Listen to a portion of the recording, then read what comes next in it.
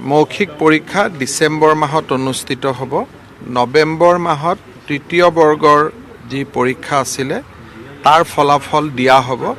তাৰ পিছতে তৃতীয় বৰ্গৰ স্কিল পৰীক্ষা বুলি কয় আৰু চতুৰ্থ বৰ্গৰ মৌখিক পৰীক্ষা সেয়া অনুষ্ঠিত হ'ব।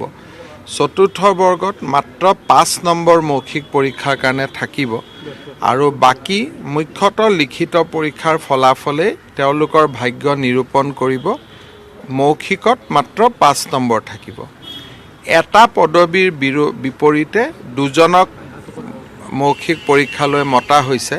গতিকে আজি যি ৰিজাল্ট দিছে তাৰ 50% বা 50% যুৱক যুৱতীয়ে শেষত গৈ চাকৰি পাবলৈ সক্ষম হ'ব।